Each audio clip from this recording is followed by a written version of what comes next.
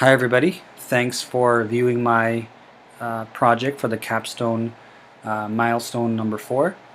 I'm going to introduce to you my project, which is a creation and implementation form. My idea was to do a website to describe digital storytelling and digital education in general.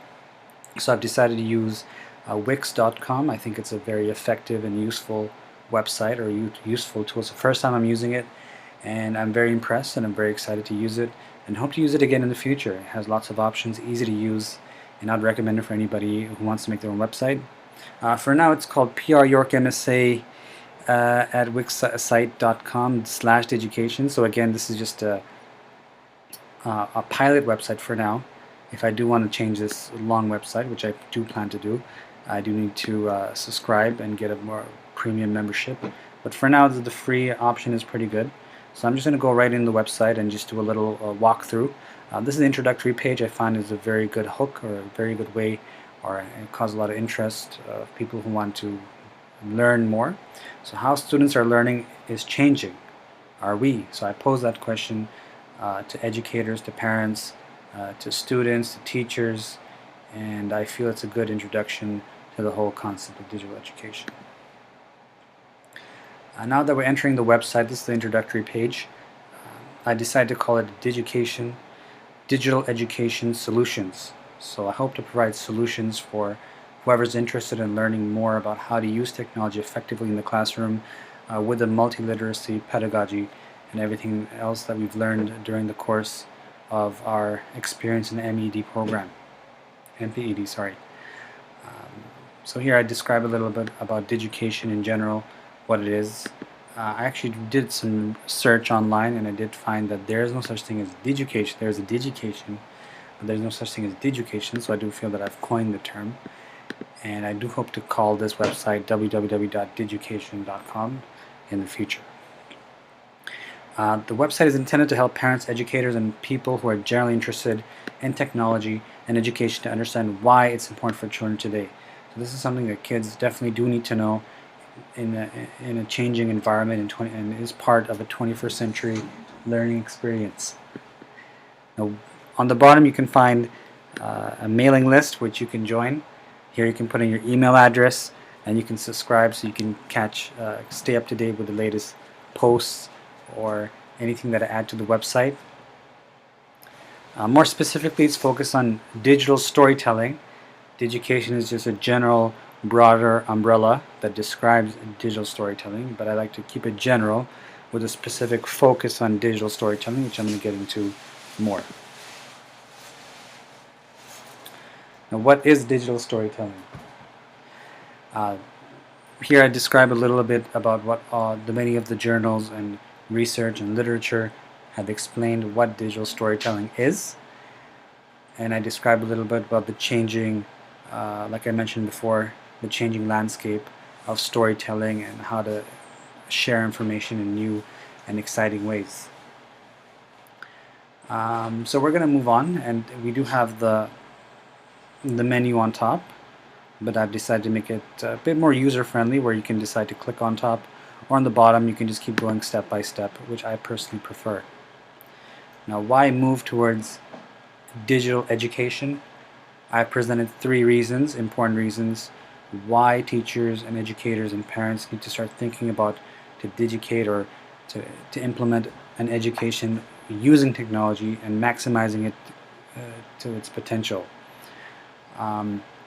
Here I have 3 reasons, and if you click on each reason, it gives you more details, so greater learner engagement, maximizing technology usage, and meaningful learning opportunities. I think all these 3 combined gives a very powerful reason, and shows one of the big gaps in our education today is we're not embracing these 3 very important reasons and reverting back to rote memorization or repeating a fact, something that we're trying to get away from. So what does the research say?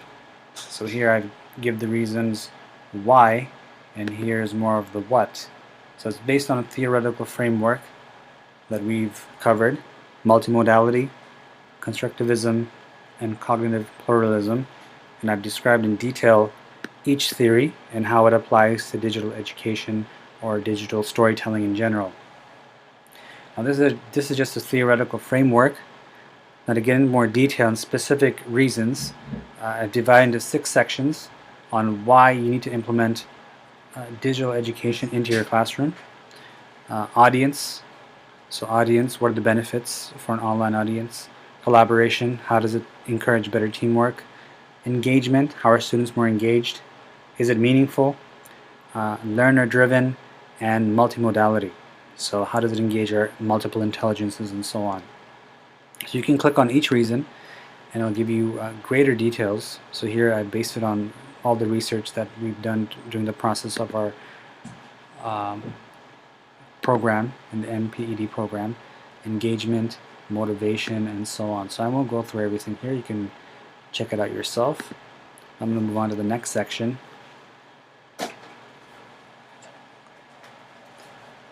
Now, how do you create your own digital video? So here is the resource part of the website, and one of my aims and intentions of the website is to provide something that's informative and practical. And the practical aspect is mostly focused on the second half of the website, in which you can use an iMovie or Movie Maker or WeVideo. So I'm going to go through all 3. If you're using a Mac computer, you can make a digital story using a Mac computer. And here I found some resources online on YouTube where you can actually play a video and get some ideas on how to create a video using Mac. And here's some other resources you could also use, and I've used these sources from Wikipedia, so you can find all my sources. How about if you have a PC? What would you do in that case? In this case, you can also make a digital storytelling using this format as well. So Windows Movie Maker is something that's commonly found in most PCs. And here you have another tutorial video. Now what about the case in which, say, you have neither, or you decide you're not comfortable with either? In this case, you have both or you have neither and you're not comfortable. In this case, you can use WeVideo. It's an online platform that you could use to make your own digital video. And the great thing is WeVideo is the one that's used in the digital online course, so digital storytelling online course.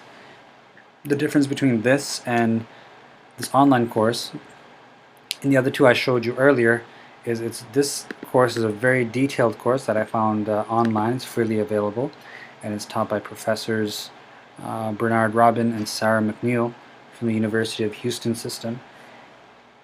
And they have very step-by-step instructions on how to create your own digital video. So I'm going to go right into the training modules, and here is an introductory video into the entire course. I'm you would probably have heard the saying that everyone has a story to tell. But in today's world of ever-present technology, I believe that everyone has a digital story to tell. So here's a little introductory video to the course itself. It's a very comprehensive course divided into 5 different weeks.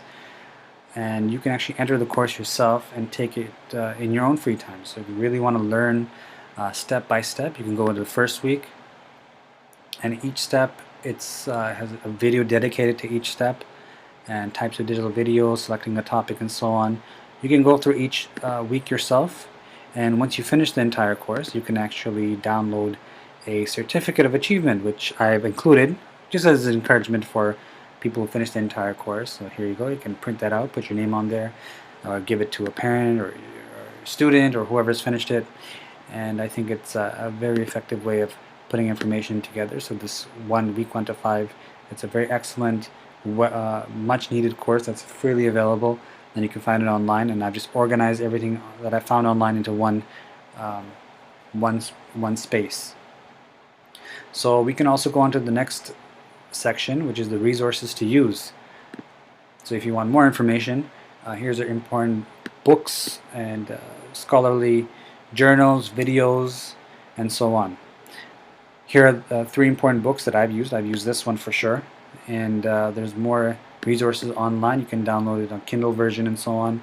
There are videos on the power of digital storytelling, website and publications on 21st century learning, and further reading and studies that you could do on the benefits, and it's clear that the research clearly says that digital storytelling and digital education is the way forward, and the research proves it.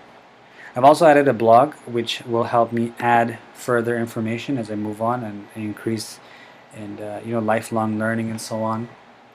So you can also visit the blog. Here I've listed interesting things and thoughts and ideas that I've had throughout my MPED program, shift in literacy and so on, so you can get a general idea.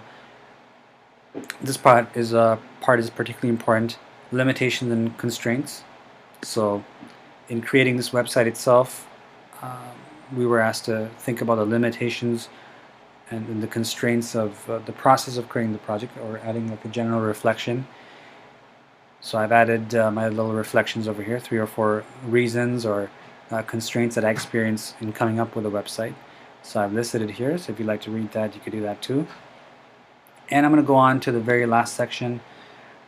Before I do that, there's a discussion forum as well, and this is part and parcel of my community of practice idea. So here you can list or discuss with other people. The main intention was to present your own digital story and post it on this website for feedback, for ideas, and so on. Again, you can see it's in infancy, it's in its beginning stages. I'd also like to mention I did post Barbie's digital story. I think she did a great job, and I thought I would also add that. So she's one of the talented colleagues I have, and she also did Where I'm From. So that's a perfect example of a digital story. And if you'd like to make your own, you can look at that example and get some ideas. And for the last section, the About Me section, I listed a little bit about myself and about my history and about my experience and my background in digital education. So I've also put a funny comic that some of you might have seen using Bitstrips about my journey towards teaching. Again, this is a form of digital education too, Bitstrips. Unfortunately, they're closing down. But anyway, here's a little history of my interest in teaching. I posted this early on in the course just to share something funny about myself, about the different careers that I had, and all the graduate work that I've also done. And again, it's related, everything's related to education and literacy. And at the very end, you can also contact me if you have any questions, concerns, and so on. Now, before I do close this, I did want to share the bottom part of the footer part, so you can enroll in that course that I just mentioned. And my references are presented here, so you can click on that in case you're wondering what my references are. So I've listed all my references for the website and any other online resources that I've used here. And last but not least, the book a workshop. So I'm really excited for this part, is I've created a poster to digicate your class. So I provide like a service, consulting or workshop or training, although I don't say that I'm the full expert, but I do have a very good idea of digital education, and all these questions I can definitely answer for schools in Ontario and Toronto, specifically in GTA area. So if anyone wants to book a meeting or a seminar, I do plan to have a seminar, and I do want to suggest a seminar in my own personal school, which hopefully once the school year starts. And if other schools are interested, this poster definitely will be going up in different places as an idea of how to digicate your class. So if you're not sure, well, guess what? You can call me, email me, and I'll be more than happy to provide any background. So again, thank you very much for giving me your time to view this website. I know we've all been working very hard, and I really appreciate some of your feedback, and do take care. Thanks for watching again. Bye.